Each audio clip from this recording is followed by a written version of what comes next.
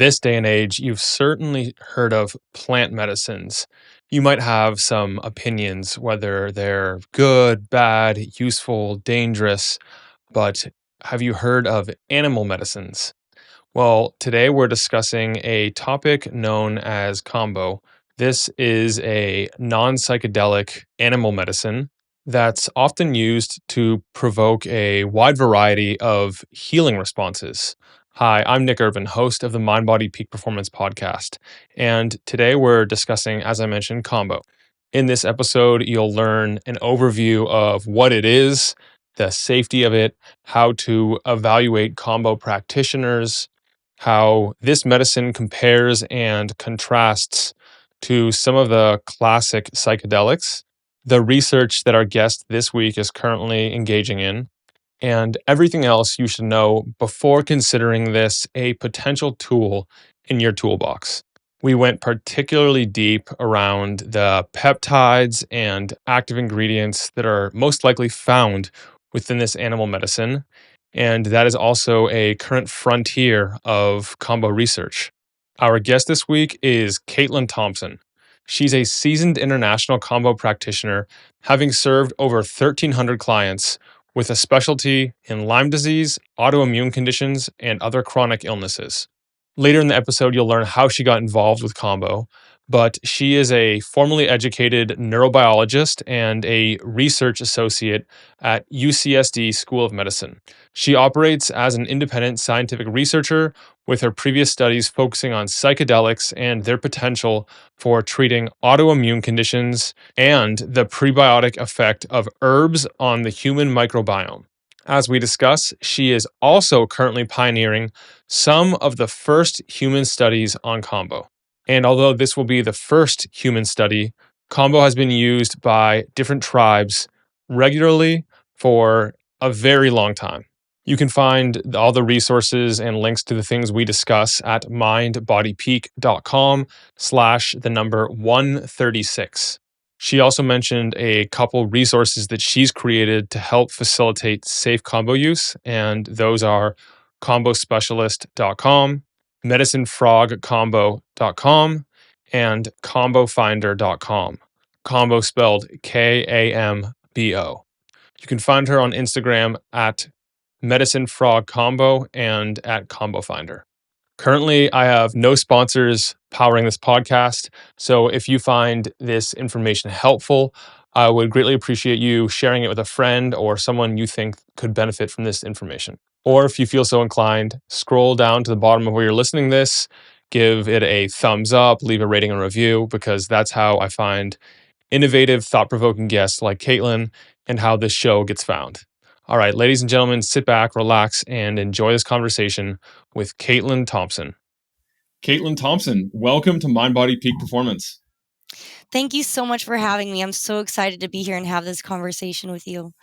Me too, and thank you for waking up at the crack of dawn. It is like 7 a.m.-ish your time over there, and it is 5 p.m. for me, so you are putting one up for the team, so thank you for that. And let's start out today with something interesting about Kambo or your line of work that will help people understand why this is something they should pay attention to. There's a saying that I like to share that the difference between medicine and poison is dosage. And I think the concept of Kambo as a frog poison, it invites a lot of deeper exploration into really the definition of toxicity versus medicine, and allows us to kind of see that the line between poison and medicine is not so clear, and it's quite blurry, and everything is on a spectrum. So balance is really the key with every compound that we utilize for our well-being or not well-being. Yeah, absolutely. I mean, if you look at any of the major drugs that are used, caffeine, nicotine, there's like, you go down the list, there's a lethal dose of all those. And for a lot of them, it's not that much higher than the therapeutic dose. Like caffeine, you take 10 times the recommended dose, you're starting to push the limits. And same with nicotine and alcohol, like definitely a neurotoxin. So you're right, there's something to that. It's a lot more than just the blanket statement of Kambo being a neurotoxin, but we haven't even introduced what that is. We'll do that in a second.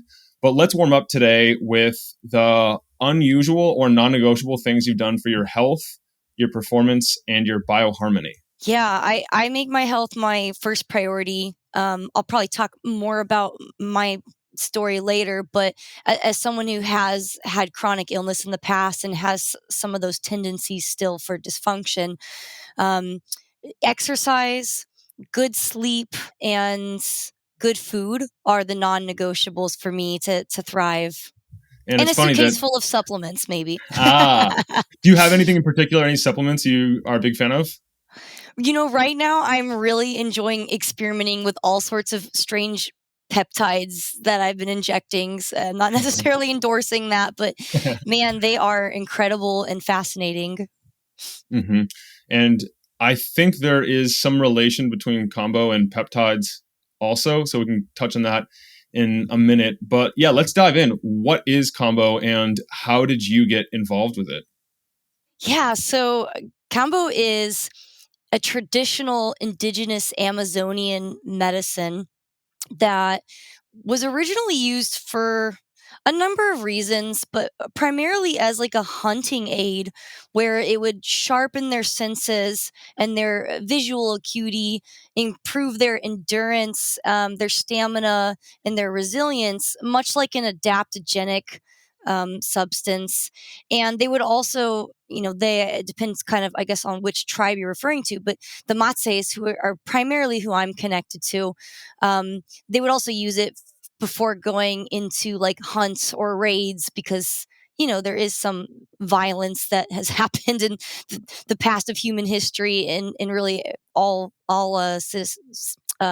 societies, but they also used it for things like infections or snake bites or malaria and something called panema, which is basically equivalent to like a dark cloud of bad luck or stagnation or funk. I kind of um, think it's like an equivalent to systemic inflammation.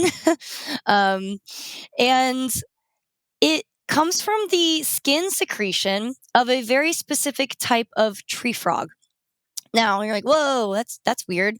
So, phylum Medusa bicolor is the species, and this frog secretes this substance that is full of bioactive peptides as a defense mechanism from predators, but also microbes. There is some really potent antimicrobial activity to the secretion, and yeah, it's full of these really potent and really fascinating peptides, which we'll, I'm sure, talk about more in a bit. Um, and so the medicine is applied through superficial burns made on the skin, usually the arm, but you can definitely apply to other areas of the body. Um, and within minutes, the secretion has entered the body. There's some debate about the mechanism of that, but it seems to get into the bloodstream and likely the lymphatic system as well, and very quickly induces a whole host of physiological experiences that are generally perceived as not very pleasant. And usually this process is accompanied by vomiting, increased heart rate, heat flushing, facial swelling, nausea, sweating, just general like malaise and feeling sick. I mean, it feels like very intense food poisoning concentrated into like a 20-30 minute period. So it's definitely not a recreational or fun activity unless you're, a bit sadistic, but um, it's about 30 minutes or so of feeling quite ill. So you might wonder, like, well, why the heck would anyone ever do this? There are incredible physical, emotional, and spiritual benefits that people gather from these experiences. And it really is a very holistic medicine because it's the real bioactivity of the peptides seems to really interface with like the physiological mechanisms that can help facilitate these deeper changes or shifts in the psyche and in the spiritual body, depending on kind of what your beliefs are. So it really is a deeply fascinating experience and medicine. And one thing that's worth noting, it is not a psychedelic medicine. It is not a hallucinogenic substance. And oftentimes people will confuse Kambo with something called bufo or 5-MeO DMT, which is derived from a toad, and that is very psychedelic. But Kambo comes from a frog, so there is a distinction, and it really is quite unique. And it's hard to describe the experience to someone who has never gone through it, because there's not much that you can compare it to, really. Yeah, I was going to say, by the way you were describing it, I'm not sure that you're selling the physical experience all that well. It doesn't sound very pleasant. It's not. You don't do it necessarily to enjoy the process. It is the gifts that come afterwards. That's where the magic happens. It's the days, weeks, and months after where you notice changes, you notice shifts that are happening, and you notice a lightness. Now, that doesn't mean that you can't have these profound lessons that happen acutely in the experience, but that takes a little bit more participation and someone who already has cultivated an ability to create meaning in ritual, and consciously navigate an experience. But if you're kind of passive and waiting for it to like fix you, or do something for you or show you something, you might be disappointed and sitting there waiting for your ayahuasca download or whatever that you think that you're entitled to. So, what are some of the experiences people have in the days, weeks, or even months after that makes it so that they feel it was a good use of their time, energy, and it was worth going through the 30 minutes ish of like intense, I don't want to say suffering, but discomfort? Yeah, I mean, first I want to say there's a variety of ways it can unwind for people, so there's no right or wrong way. But I would say that Kambo is a medicine of transformation and catalyzation. And what that means is it often can be disruptive, which is kind of why we do it, right? It's when we're stuck, when we're in a groove that's not serving us, it takes us and shakes us like a snow globe. Very similar to psychedelics in that way, and helps us kind of reemerge with some space and some perspective, and perhaps things like neuroplasticity or neurogenesis. We don't really know yet. No one's investigated that. But, on a physical level, usually, depending on the health of the person, and if they're experiencing something like the Herxheimer effect, really depends. But usually within some time after the session, people will have a sense of like mental clarity and of emotional balance and resilience and centeredness, of groundedness, of well-being. And they just feel like they have more capacity to be neutral when dealing with things like conflicts or challenge. A lot of times people will find the courage to do the things that they know that they've needed to do for a while, but have been avoidant of. So maybe that's transitioning out of a relationship. Maybe that's quitting a job, or making a decision to like start a new chapter of your life. So in that way, it can sometimes, I say, bulldoze your cottage to help you build your castle, which that can be a bit dramatic sometimes. Sometimes people are super disoriented. Sometimes like everything just kind of explodes into pieces, and then they're like, "Oh, I have to rebuild my life." So that's on the extreme end of things, psychologically speaking. But also, people physically will have like enhanced resilience and endurance, reductions in pain, reductions in various types of symptoms, depending on if they have an ailment or what that ailment is. I've had people who couldn't have a bowel movement by themselves for years suddenly have a natural, normal bowel movement. So I have really seen some like incredible things that happen instantly. Or, people will come with the intention of really addressing a physical issue, and then of course I invite in like deeper meaning. I'm like, okay, cool, yes, you have Epstein-Barr virus and you have fatigue and all this stuff, but you know let's ask the questions of like what compromised you that made you susceptible to an opportunistic organism and immune compromised. And then I invite in this like deeper reflection on more of like the psychospiritual or psychosomatic components of what set someone up for a physical illness to manifest. And they'll do the session and then they'll go home and like journal about a traumatic event that they didn't really think about until the session happened, and they shared it with me, or it just came kind of to the forefront of their mind again.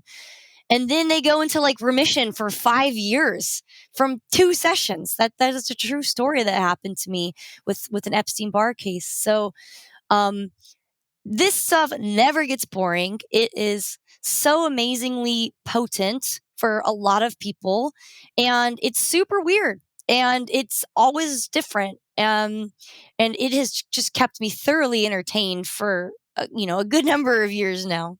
Yeah, so it sounds like it really helps move stuckness, whether it's physical in the bowels or in life, just across the board. And then also on the other planes, like the mental and the spiritual planes also, and emotional. Yeah, totally. It just blasts stagnation, and on a physiological level too, there's potent antimicrobial effects, there's immunogenic or immune boosting effects, as well as immune modulating effects, which is important.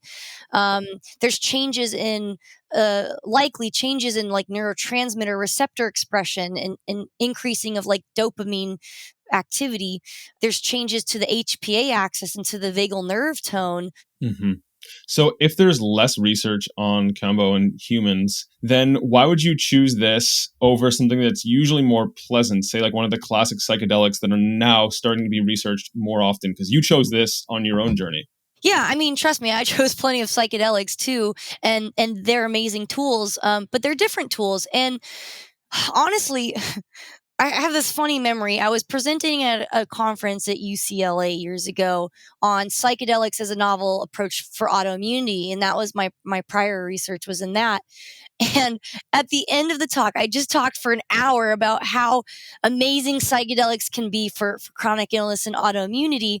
And someone comes up to the Q&A and they're like, yeah, but what about Kambo? If you had to choose between doing like ayahuasca or Kambo, which one would you do? And I was like, Kambo, 100%, mic drop. And everyone's like, whoa. And the truth is, I think that Kambo is way more effective for bang for your buck, for some of these more physical manifestations in disease. And the reason is that one the peptides are just amazingly potent and effective, but two, it's a much more somatic experience. And I find that a lot of people that have chronic illness, they also have a lot of trauma, and they also have a lot of disassociation. And in a way, our chronic illness developing is like our body screaming at us to like hear it, to pay attention to it, to feel it. It's like, hey, you're not feeling me. So I'm going to like turn up the volume. And Kambo, there's no escaping it. It brings you into your body, whereas psychedelics can kind of pull you out, and then you can hang out in la la land for a bit. And I do think psychedelics are also valuable for these types of illnesses and psychosomatic things, but sometimes people can bypass by kind of continuing to disassociate and hang out in outer space, and there's no way of escaping that with Kambo. That's a huge one. And especially even though the people who don't necessarily think they have a capital T trauma, they weren't in a war, they didn't have someone die right next to them. We all have different forms of trauma, and it doesn't have to be a big trauma that it still imprints and nestles in our body somewhere, lodges in our body. And I can see how this would be very helpful as another tool in the toolbox to help with recognize some of those traumas and then work through them, because they don't disappear. They remain until they're addressed. So you've already alluded to peptides several times, and there are certainly some kind of peptides and peptide-like effects coming from Kambo. I know that there's a bunch of peptides out there. We've talked about several other ones on the show previously, especially the antimicrobials. I've used LL37 and TA1 and a bunch of stuff for immunity previously. I travel with it sometimes in a case of emergency, basically. But what are some of the peptides do you know within Kambo, or like how is that working? Yeah, so there's likely more that will emerge as once more investigation happens. But from my experience, combing through the literature and then publishing what I think is the most up to date, comprehensive peptide literature review of Kambo, there's about 27 peptides that I've identified from phylum Medusa bicolor. There's a number of other frogs that in that phylum Medusid family that also have really interesting peptides. And sometimes I think people lump them together, not realizing that some are distinct in other species. But yeah, there's probably around 27 or so different analogs. And within that, there's 8 main peptide families, like categories that they're fitting into. Some of them are opioid peptides, like the deltorphins and the deramorphins, and they have very potent opioid activity and also effects on like vagal nerve tone. They're being explored for like being interventions for like ischemic, mitigating ischemic damage in stroke or heart attack. Because as I recently learned, opioids in general are like one of the most effective ways of reducing glutamate excitotoxicity, which is the mechanism of ischemic damage.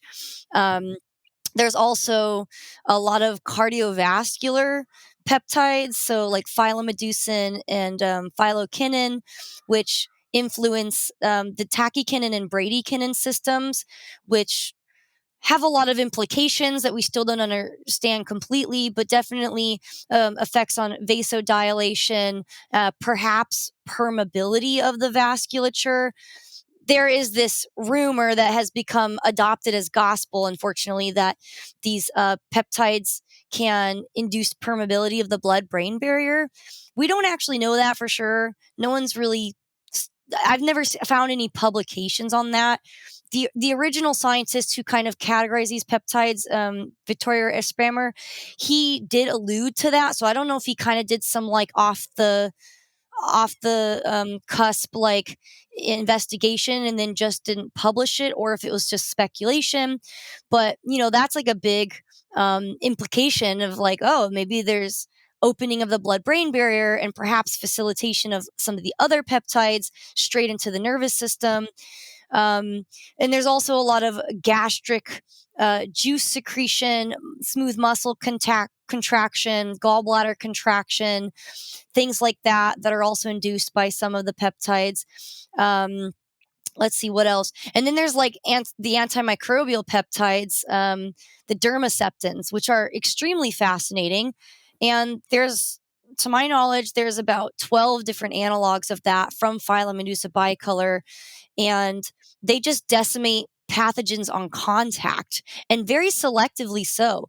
So they don't seem to have any cytotoxicity towards mammalian cells or animal cells. And they're not sure entirely why, but it could have something to do with the presence of cholesterol in the phospholipid bilayer of the cell membrane of animal cells, which is obviously different than single celled organisms. And so it seems to like bind to bacteria, fungi, viruses, protozoa, all sorts of these kind of more simple organisms, and somehow like cause the membrane to just completely collapse on itself. There's some sort of like electrical, it changes like the electrical gradient, which then just decimates the whole organism. So there's no room for like resistance to develop, which is a huge problem with antibiotics, right? And so it is important that we develop novel ways of fighting infectious organisms. And I do think antimicrobial peptides could be one of those developments. So that's a really cool, fascinating aspect of Kambo. And there's also anti-cancerous properties from those same peptides.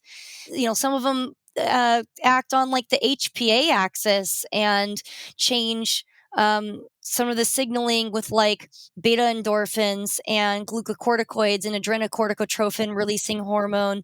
Yeah, so there's all these behavioral changes that you see in rats, anti-addictive properties, increases of like social behavior, decreases of like locomotion, and all sorts of really fascinating things. But I will state that a lot of this research, one, isn't being done in humans. It's been done in vitro, like petri dish, or in rats or guinea pigs or even dogs. And it is often one single peptide that they're investigating, and they're likely injecting it. And that is simply not the same as a human being with a spiritual intention in a ceremonial ritual, um, being burned and having a multitude of peptides go into the system and having a vomiting experience. Like, that's just, people like to act like there's so much science on Kambo, but there's not. And even the peptides themselves, there's really not a lot. There's basic mechanisms have been figured out, but that was done in like the 90s and 80s, and there hasn't been much done since. There's been some analogs created and studied and even patented and turned into drugs, but as far as the naturally occurring peptides themselves, there's been very little investigation. And part of that, it could just be the incentive to investigate something that's not patentable and eligible for drug development is not that interesting, if it's going to cost $2 billion or whatever to push through drug development. Yeah, absolutely. And I mean, it's kind of like with supplements that are isolates versus the full spectrum or like food derived, where it's like there's a synergy, like a bunch of different ingredients work together to exert better effects, oftentimes fewer side effects. And if you just take one thing, you isolate it, say you isolate curcumin out of the turmeric plant, you're getting very targeted effects, but you're also changing the profile drastically. And we don't know, like it tends, like the actual plant, the whole like system tends to work better when you don't do that. And so it's sad to hear that they're just testing individual peptides instead of like the whole combination. Yeah, and even then, that was decades ago, and there's not really much happening now in the biochemical exploration. And it's something I keep trying to push for, but I'm an independent scientist, and so the resources and access to things that I have are really reliant on other institutions to make moves forward. So yeah, trust me, I'm so eager to explore so many other facets of this medicine, but you know, it moves at science speed, which is turtle slow. Yeah, well, the current system, the current scientific system, tends to be really good at taking one single thing, isolating one thing, one variable, changing that, manipulating that, and seeing how that affects something. But the sad part is that's rarely how biology or the rest of like the natural world works. Yeah, and that's a big challenge when you're trying to study something like this. It's so complex, and it doesn't really fit into like the neat, clean model of modern research and medical technology. And I mean, I would love to see a paradigm shift happen in the medical field where we can find a way of effectively studying these multi component and complex substances like plants, like frog secretion or whole foods or whatever. We're making our way there. So I'm impressed. How did you amass all this knowledge about it if there isn't that much research? And you said not that much human research, and that's of course like in peptides in general. I've been looking around at a lot of the top ones, and you'd be surprised how few papers there are in healthy humans. So I'd imagine that if you're looking at Kambo as a whole, there's going to be a very scarce amount of total research and even less in humans. Yeah, well, it's really easy to become an expert at a field that is so small. Like, I've read pretty much most of the papers that are around Kambo and its peptides, because there's not that many of them. So that's how I know all this stuff. And there is some research on like the mechanistic parts, the biochemistry, but there's very little human research. Like, the only human study that I'm aware of with those peptides, and perhaps there's more, is they did a study with dermorphin, which is one of the opioid peptides, for post operative pain management. And it outperformed morphine in all of the areas, in pain efficacy, in needs for more medication, in like patient outcome, like it just completely blew it out of the water. And then no more studies, which, doesn't surprise me. You do not want to step on the toes of an opioid producing drug company. Um, but I'm like, okay. And then I think there's been some exploration in cerulin, which it's hard to know if there's phylocerulin or cerulin or a mix of both, because they're perhaps indistinguishable on like assays and stuff. So it's hard to really tell what you're actually encountering in the secretion. But um, there's been some looks at cerulin as an antipsychotic in schizophrenics, especially when combined with other atypical antipsychotic drugs. Um, but yeah, it's like a desert. So you could throw a rock anywhere in this field and you'll be landing on something novel. And I really saw that, like, dude, we gotta like start studying this in humans in the way that humans are taking it. Humans aren't injecting one peptide at a time with this stuff. And so, um, luckily, I had the support to move forward with really like creating the first human study on Kambo, and we're just about wrapped up with the enrollment. So if there's anyone listening, I need two more subjects. I'm over it. I want to like move on with the data collection and analysis. But yeah, I think it is the first prospective human study with looking at Kambo in ritualistic context. And it's a simple study. You have to start somewhere, but it's a psychometric outcome investigation. So it involves surveys, about mood and mindfulness and emotional well-being and pain and fatigue and things like that. In particular, we've been interested in looking at people with chronic illness, especially Lyme disease or other autoimmune conditions. Um, so yeah, so far we have some preliminary results, which are really cool. And probably the most surprising thing that we're seeing so far is that there has been a substantial and sustained reduction in depression symptoms. So it just goes like whoop, like immediately after doing 3 sessions within a 30 days. That's like the general protocol window. Um, and people's depression scores are just like dropping. And then 3 months later, when we follow up with the same scales, not only have their depression scores stayed low, they actually continue to drop slightly. So that's really, yeah, really fascinating, and wasn't really kind of part of my hypothesis, but I guess I didn't have a hypothesis. I was just kind of exploring. And then another thing that's kind of emerging, which really aligns with my experience as a practitioner, is that having more time in between sessions seems to be associated with better outcomes. And that makes sense because there's more time to integrate, and there's less brutality. Some people are doing 3 days in a row, and then other people are spacing them out like 3 weeks, or like a week in between. Um, and we are seeing some data that suggests that like you'll get better results if you allow some space and time to rest and integrate in between, which has always been part of my philosophy, especially working with so many people with sensitive health. So I'm really excited about that project. And, we're like we're at the end of year 2 with it. So I'm really hoping by the end of next year, we'll have the results out and published and readable for the public.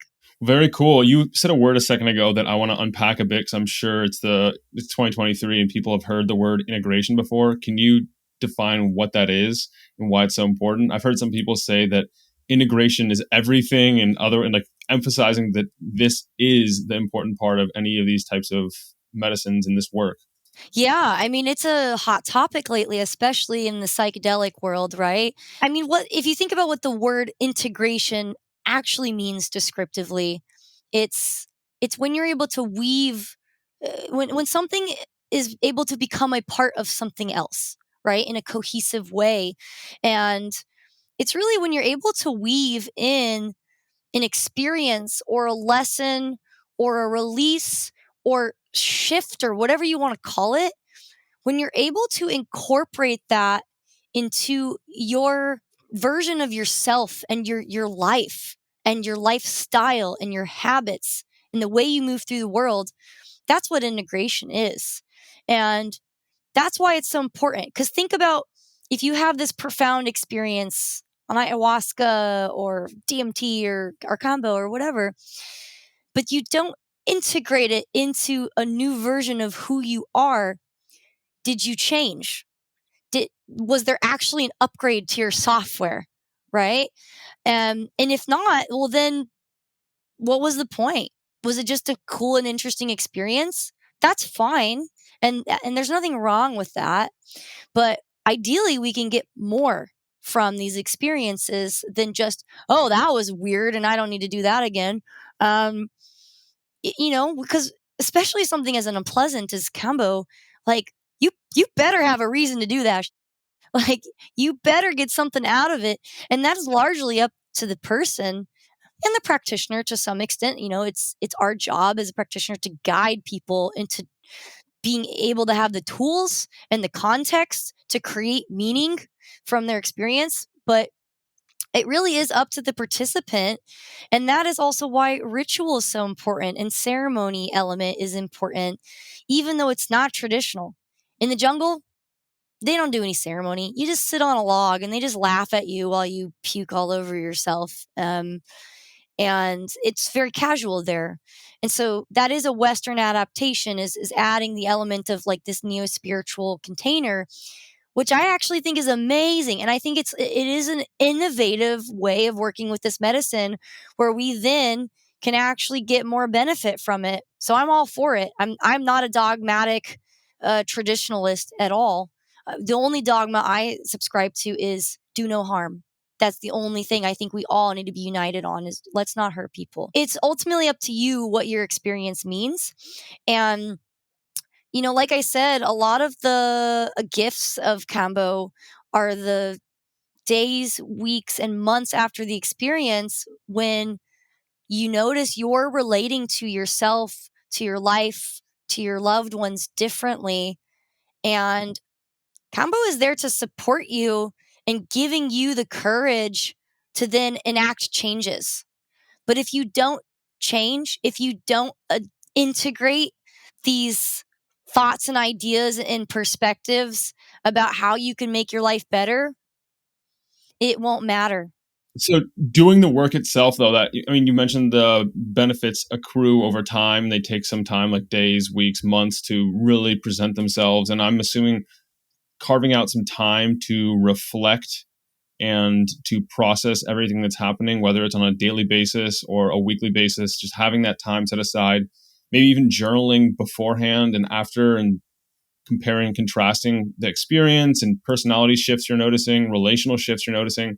Like, what is the actual practice of integrating? Yeah, I mean, that's going to be different for each person. And of course, integration coaches, I'm sure, will have their own opinions on that. But yeah, there's a number of tools. Journaling can be one of them. Talking with a therapist can be one of them, or an integration coach, or spending time outside in nature alone. Going camping by yourself could be an integration, or just laying in bed and staring at the wall, playing music, like whatever does it for you. Personally, I created like a intention and integration workbook, and if anybody wants to use it, it's free on my website on medicinefrogcombo.com. um, and so I have some exercises that people can fill out and go through prior to their session, which I would say that preparation and intention is as important for integration as the post ceremony stuff, because it helps you have context when you go into the ceremony, which then you're not scrambling to figure out like, oh, what does that all mean? Because you already knew what you were going to make it mean. So you can go through those exercises to get clear on your intention and to be able to articulate with clarity why the heck you're putting yourself through that experience, and therefore why do you want to get the most out of it. And then there's exercises that people can do afterwards as well. And a lot of times it's like prompting them with certain questions for reflection of like, there's some acute immediately after the experience questions of like, how did I show up in the experience itself? Was I resistant? What could I have done better? What did I do really well? What thoughts was I feeling in the midst of it? What was coming up for me when I was done and laying down in that like kind of blissful glowy phase? And then there's exercises that people can fill out like a week later or days later that are then more about like, how have I been feeling? What have I noticed is different? How am I behaving that's different? Did I set a goal for myself? Did I stick to that goal? Why or why not? And giving them the framework to like really participate and create a plan, and ask themselves questions that they might not think to ask themselves. But then you can have these like insights of like, oh, yeah, actually, I haven't been pissed at my boyfriend this week or whatever it might be. But sometimes these things are so unconscious that we can just breeze past them. Yeah, that's why it's really helpful to have some kind of guide or reference to help you like notice the little things that otherwise seem normal until it wears off or you reflect on the way you were before your experience, and then you can only then can you see the difference. Yeah. And there's plenty of people that come and, they do Kambo and they're like, I don't get it. I don't know. I felt sick and then I felt fine. And then I don't, my life's the same. And I find that those people are quite detached from themselves. And they're also usually the people that wanted the Kambo to come in and fix them. They're still having this narrative that, like, it's an external thing that's going to fix me and guide me. And therefore, they show up in a really passive way. And so when they come out of the experience, they don't get anywhere because they haven't realized that they're the one driving the ship. You have to decide where you're going to go with your thoughts and your actions. And Kambo's there just to like put rocket fuel underneath your ass to like give you the fuerte to be like, yeah, I can do this. And this the spaciousness from like the grooves of your patterning. But that's really all it does is disrupt your patterning long enough that you can see things from a different angle. But then ultimately, you're the one that's got to like decide, hey, I need to stop doing this behavior, or I need to stop self sabotaging, or I need to stop having these negative self thoughts or whatever. Do you know how it affects your like neurochemistry and also like your I guess electromagnetoneurochemistry? You mean like QEEG type of stuff?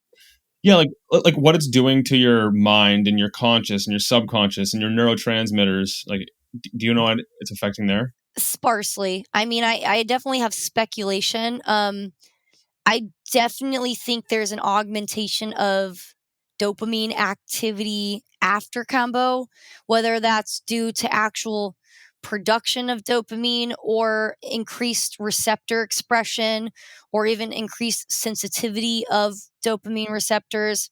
Who knows? But I have noticed definitely doing combo before a psychedelic really like enhances the psychoactive nature of it. And I would say just the psychoactive nature of your own brain after combo is like colors are brighter, things are a little more trippy, like you're still clear and cognizant, but the world just feels a little brighter. Um, I do know of a friend of mine that has worked with some people doing QEEG investigation, and he kind of alluded to that they're finding some increased alpha wave activity. I don't know necessarily in what part of the brain or what the implications of that are. I know alpha wave activity in the brain can be associated with, states of focus and flow and meditation. But, someone like me who has like pathologically high alpha frequency, you might actually want to push me too much higher into an alpha range. So, of course, I don't know if that's necessarily a good or bad thing for people.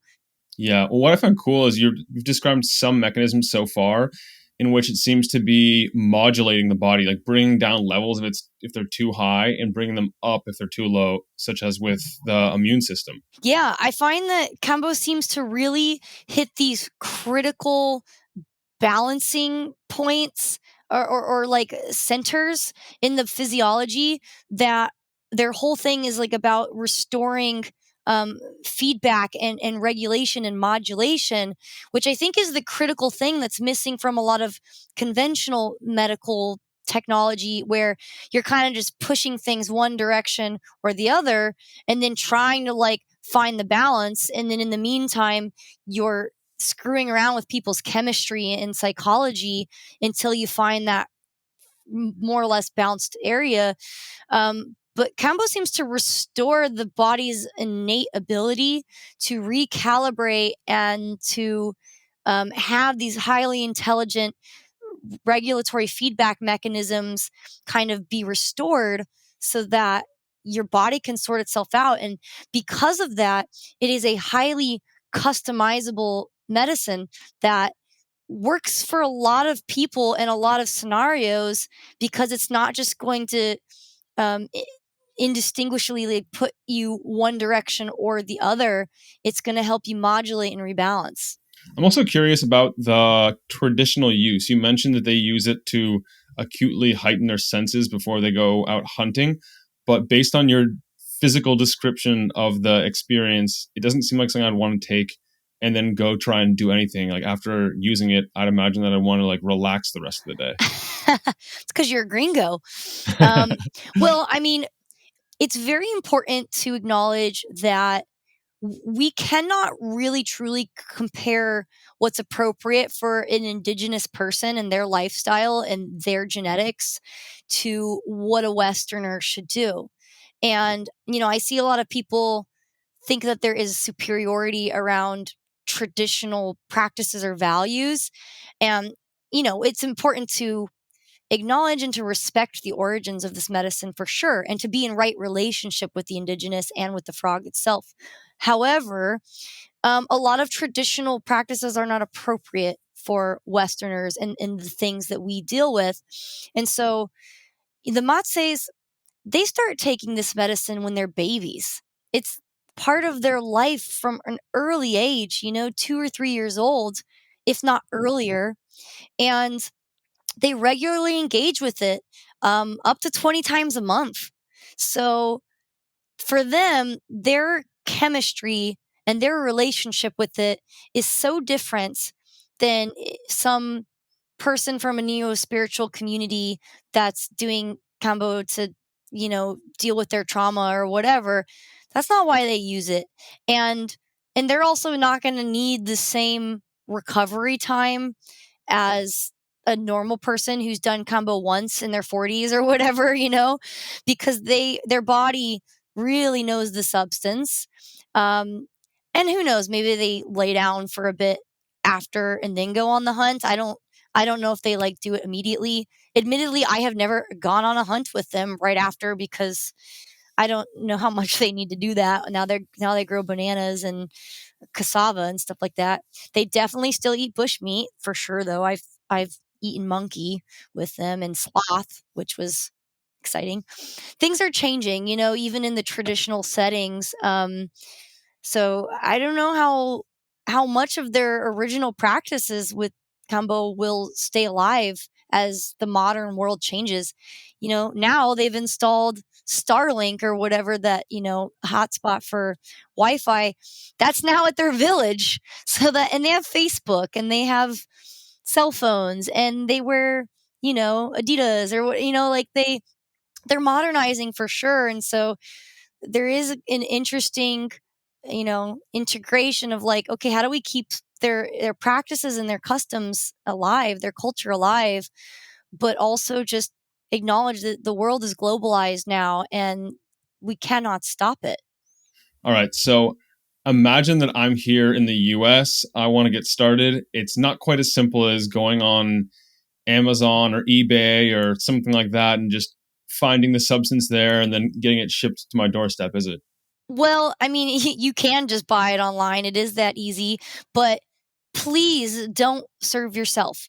Um, There's certain substances like psilocybin or LSD or MDMA or whatever, and I'm all for like people being empowered to like do it safely with their friends. You don't necessarily need a guide.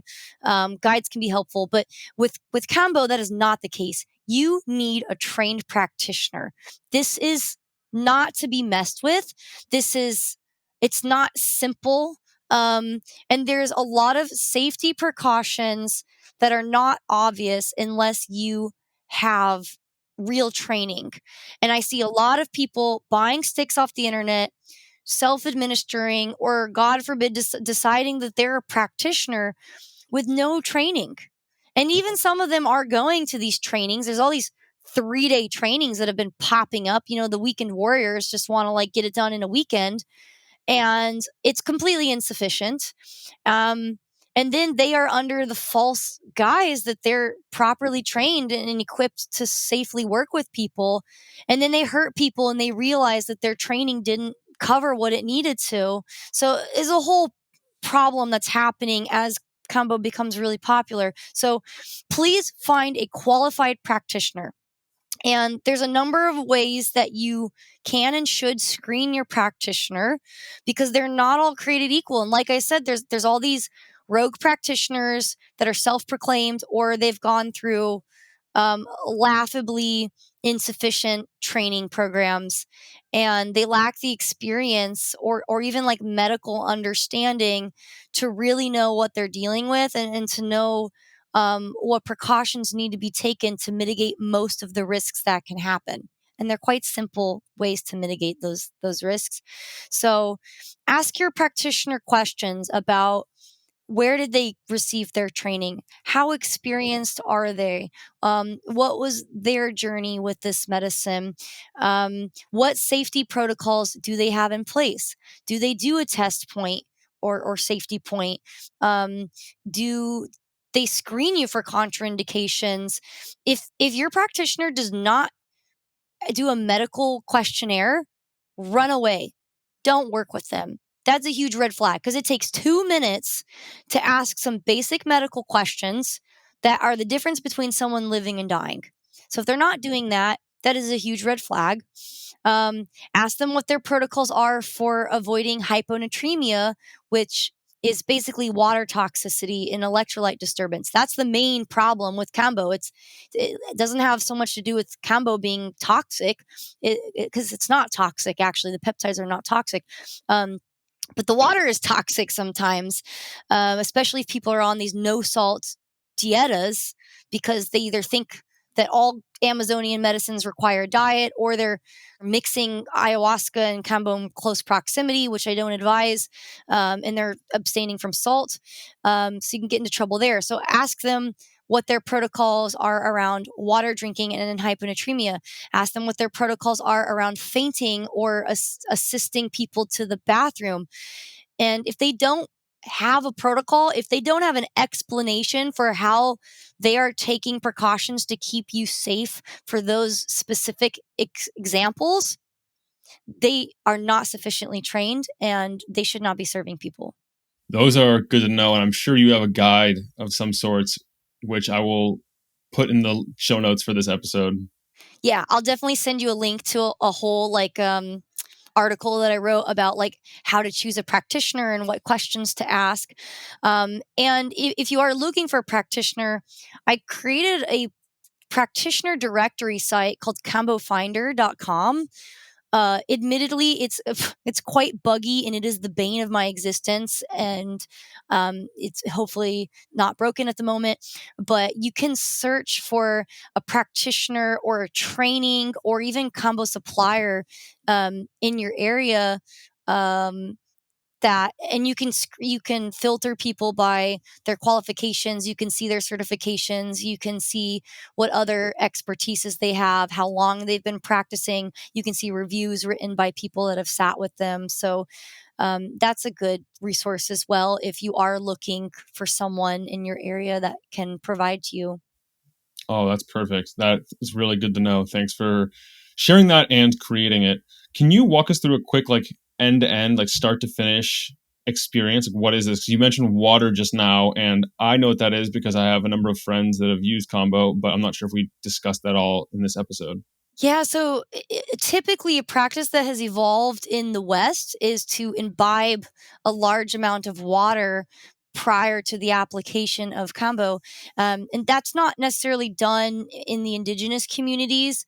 Um, but that doesn't mean that it's not a good thing to do. However, there are risks that come with that water consumption, and so there's something called hyponatremia that can happen, which is really um, an electrolyte disturbance that happens either when there's like a low level of salt or electrolyte intake, or an excessive amount of water that's being taken in. And this can happen if people are sweating and like dehydrated and losing salt, but then drinking a bunch of water that doesn't have minerals or electrolytes in it. Or it could happen from like using the sauna or prolonged fasting or avoiding salt because of like an ayahuasca prep diet.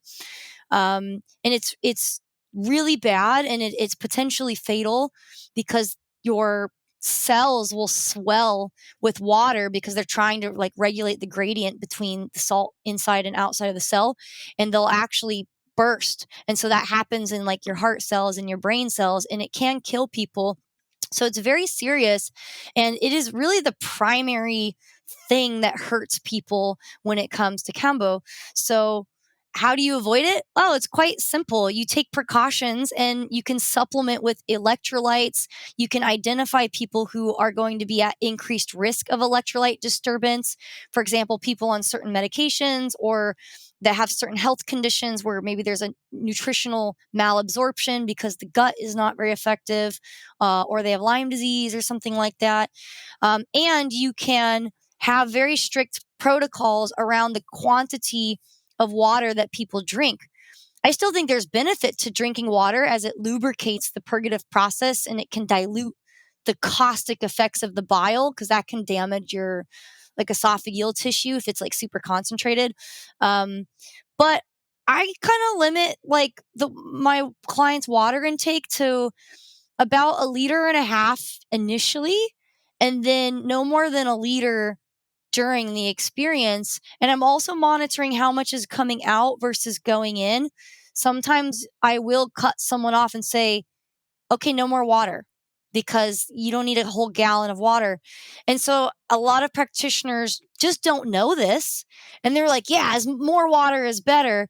And they literally force people to drink a set amount of water, sometimes like 3 or 4 liters. And that's dangerous because the water alone kills people. So really, you don't need a lot. A liter and a half. I think that's a happy medium between having plenty to like fill your stomach, but then not going into like dangerous territory necessarily, and also being trained and knowing what to look for if the signs of hyponatremia do emerge, and not hesitating to get that person to a hospital so that they can get an IV to titrate their blood chemistry appropriately. Yeah, and that's just like the part of like leading up to the experience itself. And with a skilled practitioner, it shouldn't be a problem. They should already be trained in this. And then after you find a skilled practitioner and you consume the right amount of water, then usually you find a like quiet setting for this, and they have all the required materials so you don't need to like get up and do anything crazy in the middle of it. Like, what's the actual experience from someone who's participating? Like, what can they expect? Well, that's going to be very different for each practitioner because it is like an artistic expression of every person's unique way of working with Kambo. Um, so for my ceremonies, I mean, I have a whole ritualistic container, and I start my ceremonies with, chatting with people and getting an understanding of their intention, and then debriefing them on the process so they have full informed consent of anything that can happen, which is important.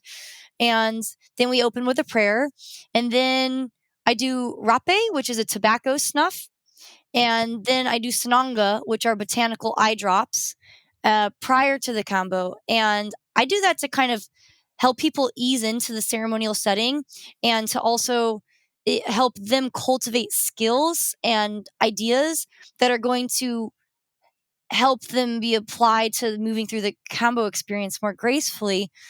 So it's like an hour before people are actually doing the Kambo by the time they come to my house. And then during the actual Kambo experience, of course, everything's provided. There's cushions and pillows and blankets and buckets and tissues. And, I have those interlocking foam mats. So everything is like really soft. So if someone were to faint and, their head hits my ground, it's cushioned and they're safe. There's no sharp objects in the space where someone can hit their head. There's artwork. So like the whole setting is very intentionally curated. And then I'm singing for them the entire time. I'm playing music. I'm playing instruments. I'm reminding them of their intention. I'm checking in with them. I'm monitoring them. I'm encouraging them. And it's like a very delicate dance of like making sure that they feel that you are present with them the whole time, but not crowding them. Sometimes I see practitioners like in their space, hands on them, touching them every 2 minutes. Okay, how are you doing? Like, what's going on? And it's like, just let them be. And that's why I like music, is because it's a way of like not interrupting their process, but telling them, showing them that you're present, you're paying attention, and you're engaged in the space with them. But they're still learning that, like, oh no, I'm the hero of my own story. This person's not healing me. They're just supporting me. And that's really important, because sometimes both practitioners and participants get wrapped up in this idea that like this person is healing them, and that can be very dangerous, right? And then there's a lot of ego that can come with that, and power dynamics, and also disempowerment. So my whole ethos is like, how do I create a container where my client comes back to realizing that they are the medicine, that they are in charge, that they are autonomous, and they are the powerful force behind their own healing. And I'm just there to like remind them. But then when you're actually applying the medicine, you take a tool and you heat it up and you apply the medicine to the tool and then apply it to their arm. Is that how it works? Oh yeah, so like practically speaking, so I use something called Tamishi vine, and it's basically a wooden stick, and you light it on fire, and it has like a little cherry burn, and then you just burn someone. It's like a quick like drunk person with a cigarette at a concert, and then you open up that burn to reveal like the lymphatic layer underneath, and you the medicine will often come on like a bamboo stick, and it's this dried secretion that is like very crystalline. So you have to reconstitute it with water, unless you're getting fresh off the frog, of course. And so you'll add water. Some people use saliva. I think it's okay to evolve past that. The reason they use saliva in the jungle is they don't have access to clean water. Probably the same reason that they don't drink water. um, and yeah, and then you use a knife or some sort of tool to like reconstitute it, and you get these little frog boogers. And then you form little blobs, and then you apply them to this open burn. And the burn's not like bleeding or anything. It's just like a shiny little white blister. And you apply it, and then within a minute, it's happening. Party's on. It's very, very fast, and it can be. You can feel a bit of a panic. You're like, oh, this is fast, and this doesn't feel okay. But once you learn, like, oh no, this is just how it feels, then you can trust it a bit more and relax and not be like contracted or braced. But the first session, people are like, what the hell did I just sign up for? Why am I doing this? And there's not a lot of work that happens in the first session. Sometimes for people, if they're really good at that, but it's more like they're just figuring out what the hell they have just stepped into.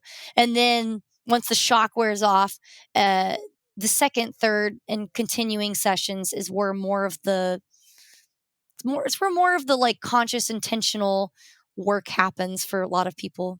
Yeah, just last weekend, someone was describing their experience to me, and he mentioned that he could feel like the sensation traveling through his arm and then through his body and then up his neck into his head and then down. And then he started feeling like nauseous only after the sensation started coming down from the top of his head. but it's just interesting to hear like that's what the sensation was like for him. Yeah, like I said, it really is like a embodiment mindfulness tool because the sensations are so potent and so bizarre that they really force you to tune into feeling. And if you're not used to that, that can be a rude awakening. Yeah. Is there such thing as like a standard dose? Like, how do you know how much to apply? Yeah, so I dose very conservatively, and that's what I teach my students as well, because really you do have to customize the dosage. For one, each batch of medicine you get is completely unique.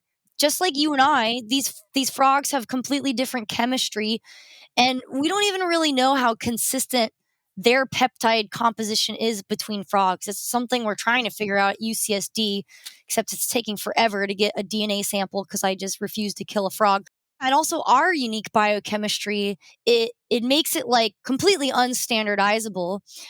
So even like one day to the next, our sensitivity is going to be different based on what we ate or how we felt or how good our circulation is or where's our blood pressure or whatever. Um, and so, most importantly, though, is that when someone is receiving Kambo for the first time, they should be administered a test point. There's no reason not to do this. Um, you just put that first point on and you are monitoring for not only like rare adverse effects, which I've really kind of never seen on a test point, to be honest, but in case there is one, you can see that like something is not right, and it is quite reversible. So if something's not right, you can wipe it off, and the amount of peptides that have entered the system can be rapidly degraded, and hopefully avoid having like an event. But you're also gauging that person's sensitivity and what dosage is going to be appropriate for them moving forward. And it's not based on body weight, it's not based on sensitivity to other drugs, it's not based on health or fitness. It is so unpredictable, and that's why it is so critical to do a test point with people until they have experience with the medicine that allows them to have an idea of their sensitivity. And also the point location is going to make a big difference. Putting medicine on someone's ankle is going to be a very different experience than putting medicine on the back of somebody's neck or on their chest. So you have to account for that as well when choosing dosage, but also the person's intention and what do they need. If somebody has Lyme disease and they are like critically ill and they have like super bad fatigue and pain, you do not want to slam them into the ground. You can hurt them. And I do know of people who have had chronic illness who got worse after doing Kambo, not with me, but with other providers, because they were dosed in a way that was like brutal, and they were not held in a safe space where they actually felt safe enough to vomit, which is a whole thing. And so there is a whole thing around like, well, if someone doesn't vomit but they really need to, but they're psychologically holding, then they can reabsorb a lot of toxins that have just been kind of secreted into the gut, and then they get recirculated, and then that can cause problems too. So that person's going to need a different treatment than um, somebody who is maybe like an athlete, a professional athlete with no health issues, or maybe they're going through a breakup, or maybe they're becoming a father. Like men's work is a great contrast to like chronic illness, right? So like chronic illness, like I'm all about the yin, the yin, the yin, and like nurturing and that feminine softness. But then there's like rites of passage or men's work or whatever, where like you draw in that warrior energy, and it is totally appropriate to have more of a yang, like masculine kind of hardcore approach. So it really just depends on like why and what the goal is.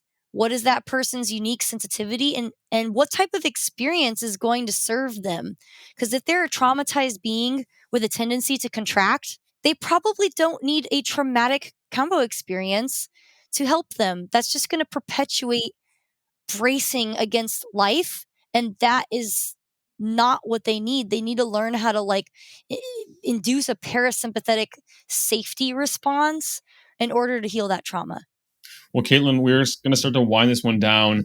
If people want to work with you, I don't know if that's possible remotely, or if they happen to be in Bali, they can work with you in person, or if they want to just check out your work.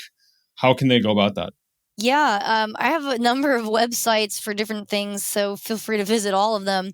I have some resources on medicinefrogcambo.com, such as the intention and integration guide. So that's free for you to use, or if you're a practitioner, feel free to share it with your clients as a tool.